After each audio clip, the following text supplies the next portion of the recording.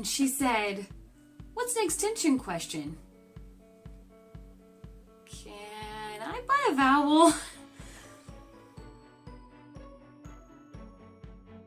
Hey guys, it's Teacher D here with VIPKid, ESL Learning Online, and today we're going to be talking about extension questions. During my very first interview, I was going through the mock class and pretending to teach a level 4 student, and on that slide she stopped me and she said, "What is a good extension question?"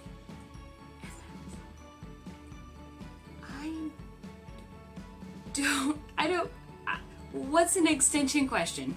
So we went over it and she taught me what it was, and so today we're going to talk about what extension questions are, the 3 different types of extension questions, and really how we use them. We'll get into that. So what is an extension question? An extension question is really a rephrasing or an upscaling of the material. VIPKid will, let's say it is a slide on the senses or a lesson on the senses. They do taste, smell, sight, hearing, and so maybe it is a question on how something tastes. And so what you want to do is you want to extend that material to make sure that the student understands, number 1, the material, and number 2, that you are challenging that student to further their knowledge and their understanding or mastery of the material. So first type of extension would be your basic extension. Like I said, and these are some of the props I use for my taste classes if they're talking about food or taste or life on the farm, or these are very versatile. Anyway, so if they have maybe it tastes good, they might have a fruit on there and it says it tastes good. So I might have one level up, a basic extension question, and I might say, what tastes good? And I will just rephrase what they just repeated. I want to make sure that they understand what they are saying, especially with a lower level student or a student that maybe doesn't seem to be clicking with the material. I want to make sure that I have them repeat and then have them re-repeat it in maybe a different form. That is a basic extension question. And those I would use, those are my most common types, especially the lower level students. The second type of extension would be a personal extension. So on a slide I can think of specifically, it says, "It tastes good." And there's a picture of a little girl licking ice cream. And so I'll do my first type of extension, "What tastes good?" And they might say, "It tastes good." Or they might say, "Ice cream. The ice cream tastes good." And remember, I'm circling the ice cream. I'm lots of TPR. And then I'm going to use my second type of extension. "Do you like ice cream?" And that's a personal extension. And personal extensions are good because it helps you relate to your student on a more than, "I'm from America, you're from China, let's go." It's a more personal type of connection if you understand, yes, they like ice cream, sometimes they don't. And so if they say, "Yes, I like ice cream," then I'll say, "Oh, teacher likes ice cream. So good."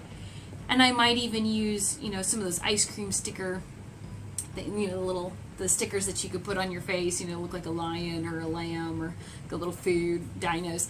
So I might put the ice cream and where it's dripping down and I'm licking up the ice cream. And it's a form of extension. If they say, "No, I don't like ice cream," I might say, "You don't like ice cream?" And maybe at that point, they might recognize, "Oh, I do like ice cream. I misunderstood," and you can kind of catch the holes there. We want to make sure that we're using basic extension, we're using personal extension to help relate and further make a relationship with the student. You want reoccurring students, students that feel like you care. And the last type of extension, and this you would see more in high functioning, if that's the right word, third level, fourth, fifth, and definitely into your sixth and seventh, is a conversational extension question. So again, just to reiterate, I use my basic form of extension. It tastes good. What tastes good? Second form of extension, personal. Do you like ice cream? Here's the conversational. What ice cream do you like? Do you like chocolate ice cream? Do you like strawberry ice cream? So you have the three different types.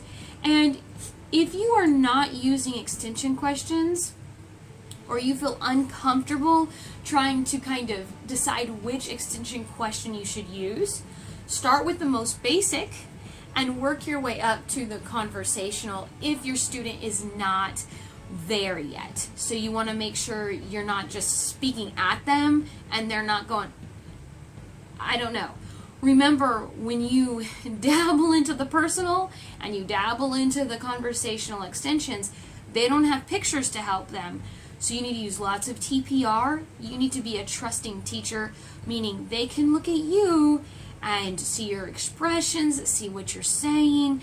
You use realia, maybe you have a picture of the chocolate ice cream, or, if you're talking about, fruit, you got your fruit or whatever it is, and you can show them to help them better understand. We want them to conversate in English. We want them to step out a little bit and conversate in English, and the material is just the vehicle that gets us to where we want to go. So don't be afraid as a teacher to try conversational extensions. Of course, manage your time well. Of course, make sure that you kind of gauge where your student is at. These are all important. And next lesson, we'll be talking about how to gauge your time and how to get yourself all the slides done in that 25-minute mark for your sake and for your students' sake. Again, thanks guys so much for watching in and tuning in. If you haven't liked my channel yet, please like it. Please subscribe, if I can get the word out. And share this with your friends. Again, if you are not part of VIPKid, I love VIPKid. There's a great group of teachers that love it and we enjoy it. If you're interested in getting more information, of course you can email me or you can click on the link below and find me on Instagram and message me. I'd be happy to give you more information and help you get started if that's what you choose. I just want to remind us to enjoy the journey as we go through this together. Maybe you haven't started with VIPKid yet and you're thinking about it, or maybe you are in a VIPKid and this is something that you already do. Either way, enjoy the journey. It is not the destination that is the fun, it's the journey. So enjoy the journey, and I will see you next time.